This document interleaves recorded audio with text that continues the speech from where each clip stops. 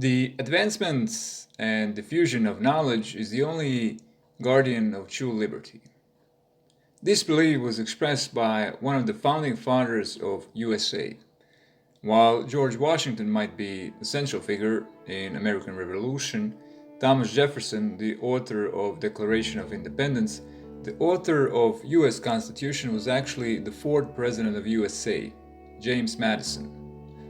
Born on March 16, 1751, into a family of rich landowners in Virginia as the firstborn of 12 children. As a young man, he was sent into a boarding school, where he became fluent in Latin. At the age of 18, he enrolled into Princeton University, where he expanded his love of languages like Greek, Latin, and Hebrew.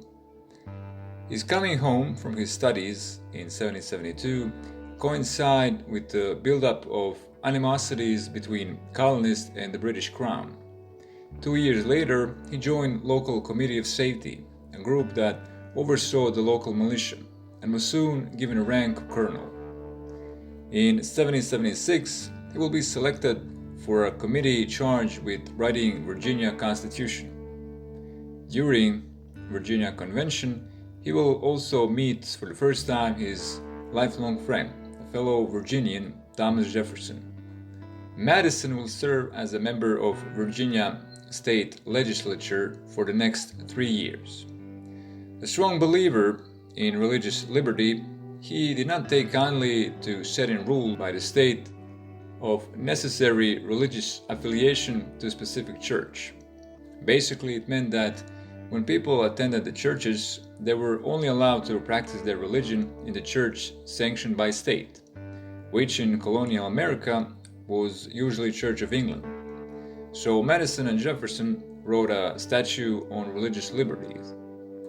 So the citizens of Virginia were no longer obligated to practice the official religion of the state. The statute guaranteed religious freedoms to people of all faiths. During the Revolutionary War, he was elected to the Continental Congress as the youngest member of the body. He held a strong federal views of a country, believing that a country needs a strong centralized government. By the late 1783, American Revolutionary War was over. The government was functioning on the principles laid out in the Articles of Confederation, an agreement between original 13 states serving as a first constitution. There was a lot of ideas on the path to be taken in the next chapter of USA history. The Articles of Confederation gave no power to the government to tax its citizens, leaving many to fear of US bankrupt following the debt from the war. So finally, 13 states decided to seal the fate of the future country. In May of 1787, a constitutional convention began in the city of Philadelphia.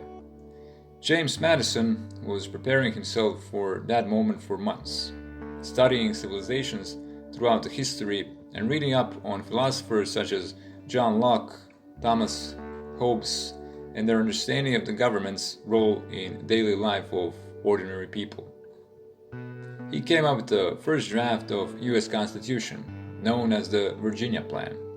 He laid down all the principles that we take for granted today, such as 3 branches of the government: legislative, the executive, and the judicial.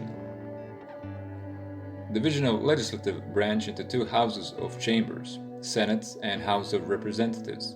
The plan, after a few compromises, was adopted, and it will be known as the Constitution of the United States from then on. As convincing 55 delegates in Constitutional Convention wasn't hard enough, the next step was convincing 13 states of ratifying the new Constitution. Madison, Alexander Hamilton, and John Jay started writing the Federalist Papers, a set of articles that were appearing in the newspapers throughout the 13 states, promoting the ratification of the new Constitution. 9 states were needed to ratify it for it to pass. On June 21, 1788, New Hampshire became the 9th state. The following year, Congress met for the first time, and George Washington was elected as the first US president. Since there was still a distrust between people and the federal government, there were hundreds of amendments to the constitutions being proposed.